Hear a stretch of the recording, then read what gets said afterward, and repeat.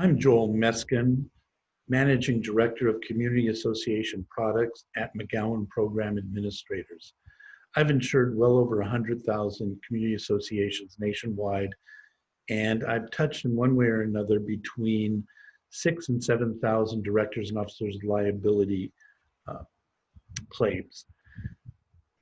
We are all in the midst of a pandemic, a matter that none of us have been through before, at least during my lifetime.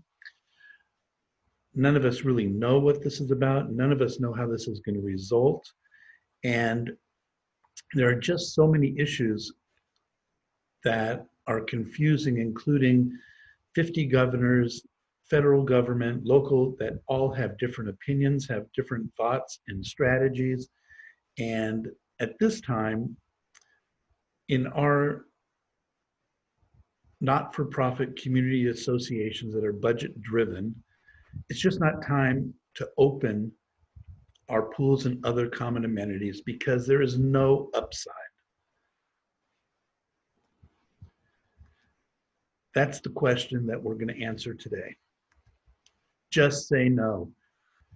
That's the bottom line. At this stage, I can't recommend that anybody do anything other than just say no.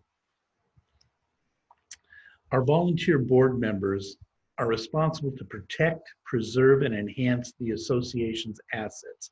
They should have this poster in every one of the boardrooms. That's the end of the story. That's what they need to do. Why should the board close or keep closed our common amenities such as pools, fitness rooms, and clubhouses? Because that is the most important risk management tool in a board's toolbox. Do not assume any liabilities that the association is not required to assume. We are in a situation right now that the association has absolutely no requirement to assume the liability that are commensurate with opening these various common elements. If they get sued and you go to court because they are allegedly committing a wrongful act because they aren't opening these, I bet very good money that that's going to be your cheapest litigation ever, and a judge is going to turn them out. This is clearly within your board's business judgment defense. How do we pay for and protect the association's assets? In the normal course, our operating expenses are fees and assessments, no question. However, we also have to plan for other things such as unexpected perils. These are various fires and those type of things that we don't know are going to happen. We have wear and tear. Every building is going to have issues at some point or another. And then we have other things that are self-insured. The left pie chart shows what I see as most people, how they divide up the payment of these potential assets. On the other side is what we strive for. We want to minimize as best as possible the self-insured slice of the pie. We want to increase the wear and tear by properly funding our reserve studies, and we want to get the best and most appropriate insurance available, and that is something that can be done. This is what happens right now if we in fact are going to open our various common amenities. I'm going to refer to pools right now, and it applies across the board. This is what's going to happen. We're going to have self-insured being a huge part of the pie, and our unexpected perils are going to probably even be lesser than this slice, and our wear and tear is also going to be lesser, because at this stage, we're going to have to acknowledge that there's not going to be any insurance, okay? And we'll get to that in a moment. The self-insured funding basically is going to look like operating funds for non-budgeted items. Therefore, our budget is going to be skewed. Reserve funds for our non-budgeted items, that's going to skew and put us in the hole in the event of a item that needs to be improved or repaired according to our reserve study. Bank loans, we can always take out a bank loan. Special assessments, and I know association members love special assessments, and there's always a bake sale. The D&O policy is not going to cover any of the claims that we can anticipate at this point. The kind of claims that we're looking at is allegations that a decision of the board led to somebody contracting COVID-19.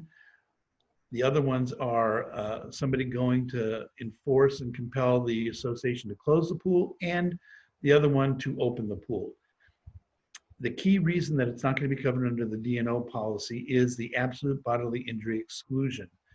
It is such a broad exclusion that virtually nothing arising from the COVID-19, the pandemic, is going to be covered under the D&O policy. The similar thing is going to happen with the general liability.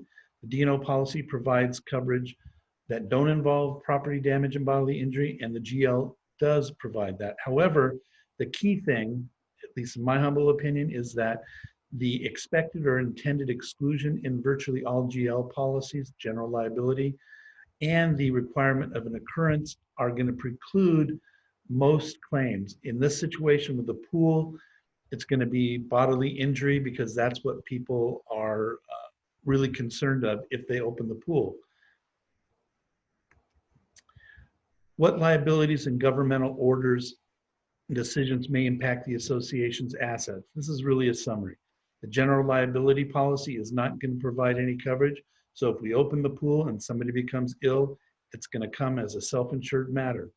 Similar with the directors and officers liability policy. If you go into court to compel the association to close the pool, or in most cases, it's going to be to open the pool, defending that is going to be out of self-insured assets.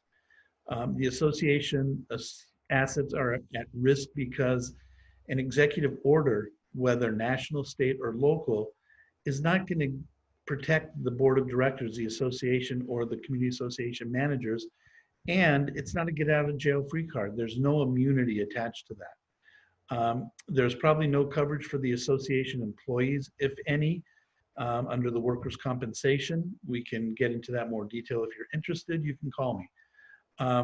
If a management agreement requires that the association indemnify them, and there's no association insurance to fund that indemnity arising from this, they're going to have to self-insure, paying the defense fees and costs of the management company.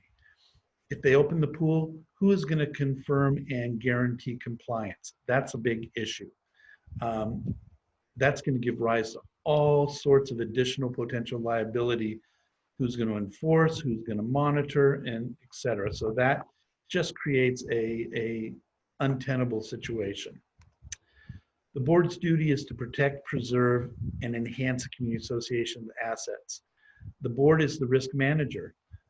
The board relies on its community association managers, business partners, and subject matter experts. You know, these are going to be your attorneys, your accountants, your insurance professionals, landscapers, architects. These are all your risk management team. The coronavirus pandemic is new and has caught everybody off guard. We are treading new waters. Don't let non-essential matters impact the association assets. The opening of these amenities is really a non-essential item. Not all insurance covers all exposures in the community association, and this is the beginning, hopefully, of a desire for you to understand what is and is not covered by your various insurance.